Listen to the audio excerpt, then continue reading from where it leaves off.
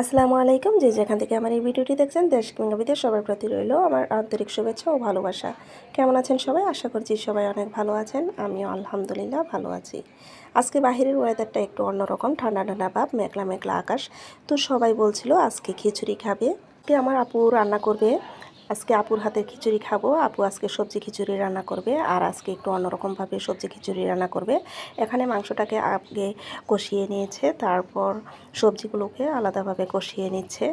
কোনো খাবারই একঘেয়েমি করে রান্না করলে ভালো লাগে না। মাঝে মাঝে যদি একটু অন্যরকমভাবে রান্না করা যায়, তাহলে সেই খাবারটা কিন্তু খেতেও ভালো লাগে, খাবারের স্বাদটাও অনেক গুণ বেড়ে যায়। আর সবথেকে বড় কথা হলো, আমার আপুর হাতের রান্না মাশাআল্লাহ অনেক ভালো লাগে। আমার আপু যাই রান্না করুক না কেন, খেতে অনেক ভালো লাগে। আর খিচুড়ির তো কোনো তুলনাই হয় না, এত মজা লাগে আমার আপুর হাতের রান্না। সবাই আমার আপুর জন্য দোয়া করবেন। আমার আপুকে যেন আল্লাহ সুস্থ রাখেন, ভালো রাখেন। আর আমার আপুর পরিবারের জন্যেও সবাই অনেক বেশি দোয়া করবেন। সবজিগুলো কষানো হয়ে গেছে। এখানে চাল আর ডাল ধুয়ে রেখেছিল, সেগুলো সবজির মধ্যে একসাথে মিক্স করে দিয়েছে। আর এখানে গরম পানি দিয়েছে।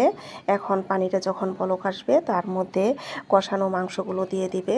এখন কষানো মাংসগুলো এর মধ্যে দিয়ে আবারও ভালো করে নেড়েচেড়ে দিবে। আপনারাও বাসায় এভাবে রান্না করে দেখতে পারেন।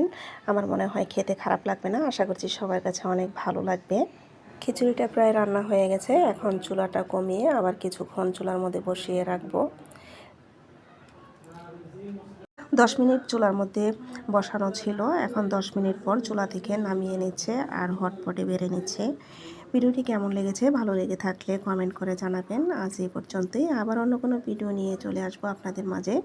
সবার সুস্থতা কামনা করছি। সবাই অনেক ভালো থাকবেন, সুস্থ থাকবেন। সবাইকে অনেক অনেক ধন্যবাদ। আল্লাহ হাফিজ।